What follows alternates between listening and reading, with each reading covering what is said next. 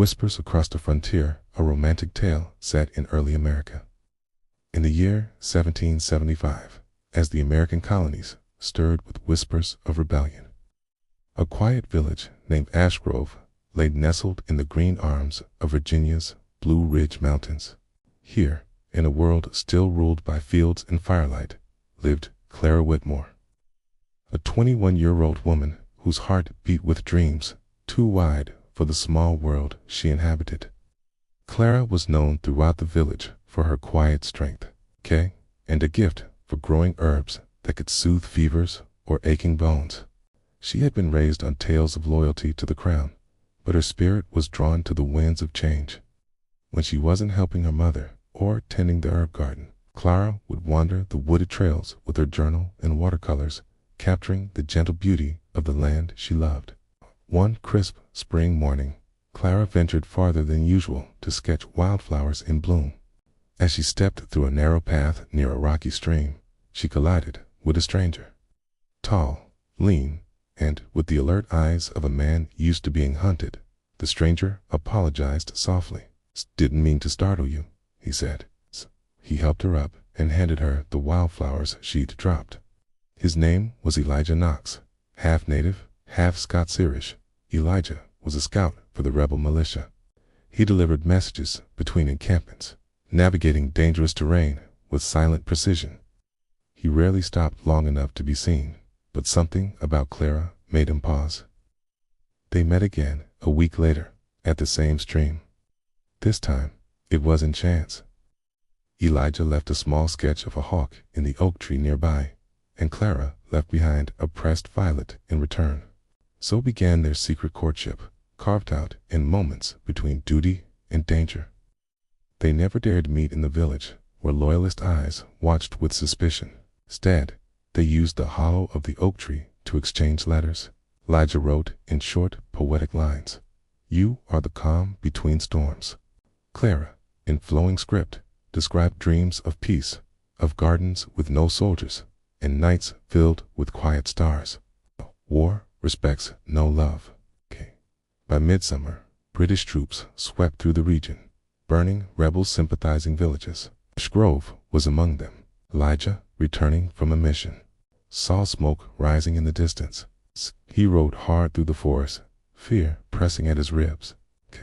When he reached Ashgrove, it was in flames. He found Clara helping an elderly neighbor out of the rubble. Her hands were blackened, her face streaked with soot, but her eyes lit up when she saw him. "We have to go," he told her. She nodded, grabbing a satchel and her mother's locket. Without another word, they fled into the wilderness. They spent the next months hiding along the frontier. Elijah knew the land well. He built them a small shelter near the river, away from any patrol roads. They lived on foraged berries, hunted rabbits, and Clara's herbs. Some nights, they danced barefoot in the clearing, with only fireflies to light their joy. In that solitude, their bond deepened. Clara learned to read the stars, as Elijah did. Shared stories of his childhood, of the two cultures he came from, and how he always felt in between. She listened, then told him, "You don't belong to two worlds. You make one of your own." By the time autumn came, they heard whispers that the war was shifting. Elijah was called back to carry a message that could change the course of a battle in Yorktown. Before he left, he carved a ring from walnut wood, the same tree that had once held their letters. He slipped it onto Clara's finger. "I have no gold," he said, "but I have my word. I will come back." Clara held him close. "I don't need gold, just your return." Elijah disappeared into the war once more. Weeks turned into months. Clara waited.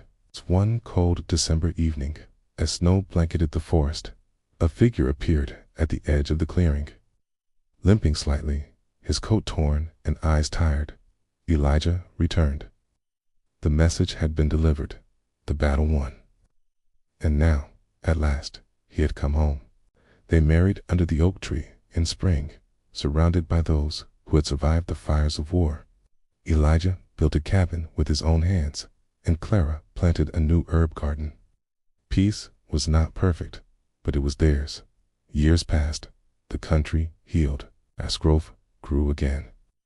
And under the tree that once held letters of longing, their children played. Clara and Elijah were not written into history books. No statues were raised in their names, but in the hush between battles, in the letters tucked into trees, and in the love that defied war and time, their story lived on. They were whispers across the frontier, and whispers, as history knows, never truly fade.